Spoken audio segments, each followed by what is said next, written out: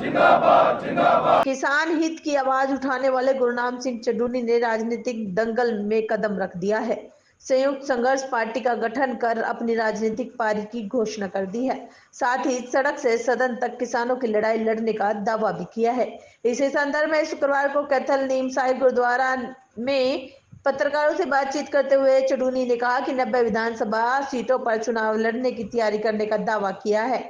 उन्होंने कहा है कि लोकसभा चुनाव में सिर्फ कुरुक्षेत्र लोकसभा सीट पर गठबंधन इनेलो के साथ हुआ था।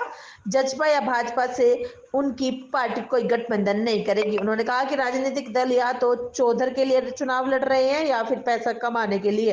राजनीतिक दल कारपोरेट जगत के हाथों की कठपुतलियां बन चुके हैं, इसलिए राजनीति दल का गठन किया है। यह दल आम जनता की लड़ाई सड़क से सदन तक लड़ने का काम करेगा। भविष्य में राष्ट्रीय स्तर पर भी पार्टी को लेकर जाएगा। सर, आज नीम साहिब गुरुद्वारा में जो मीटिंग रखी गई थी, क्या विषय था और जिसको लेकर आज पूरा का पूरा एक बड़ा काफिला आपके साथ खड़ा नजर आ रहा है? देखिए, ये मीटिंगें हम सभी जिलों में कर रहे हैं, कल से शुरू की हैं और संयुक्त संघर्ष पार्टी का गठन किया है और संयुक्त संघर्ष पार्टी की आज ये मीटिंग रखी है।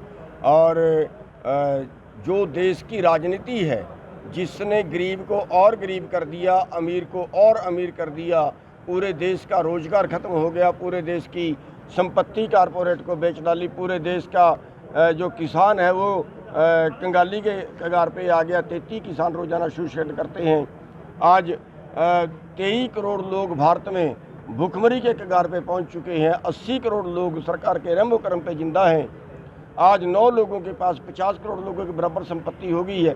ये अव्यवस्था देश के अंदर जो हुई है, इसकी दोषी हमारी राजनीति है और उस राजनीति को शुद्ध करने के लिए हमने प्रयास शुरू किए हैं। सड़कों की लड़ाई पिछले 32 साल से हम लड़ रहे हैं।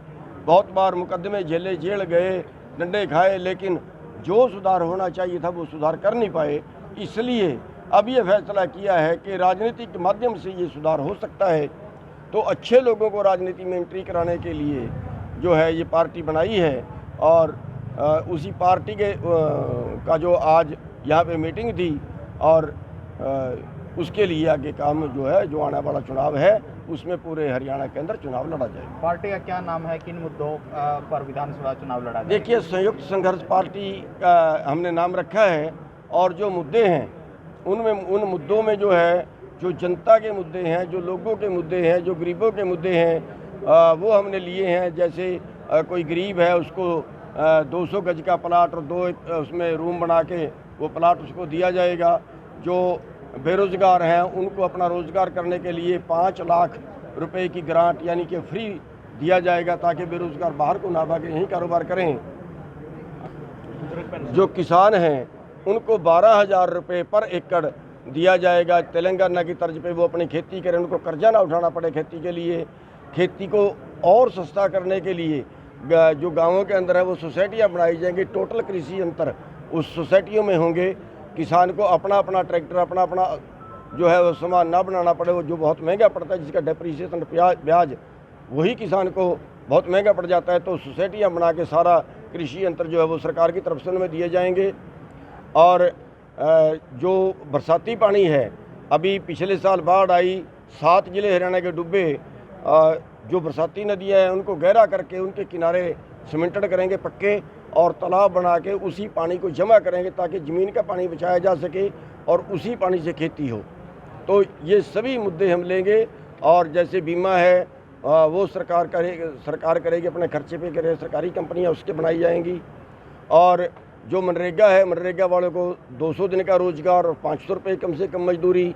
सरकारी नौकरियों में ठेका प्रथा बंद और उन कम से कम 25,000 रुपये उनकी तनख्वाह।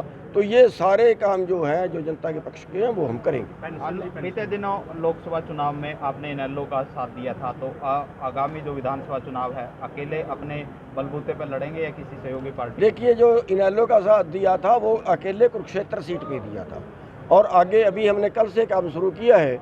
अभी 10 दिन 15 दिन हम फील्ड में जाएंगे, लोग कितने जुड़ते हैं, लोगों का क्या रिस्पॉन्स है, उसके हिसाब से ही आगे जो है वो समझौता और करना ना करना उसका फैसला लेंगे। किस पार्टी से करना ये भी थोड़ा 10 दिन ठहर का फैसला लेंगे। लेकिन विकल्प हमारे खुले रहेंगे। बीजेपी और जेजेपी को छोड़ के किसी से भी समझौता हो सकता है और नहीं होगा तो अकेले लड़ेंगे।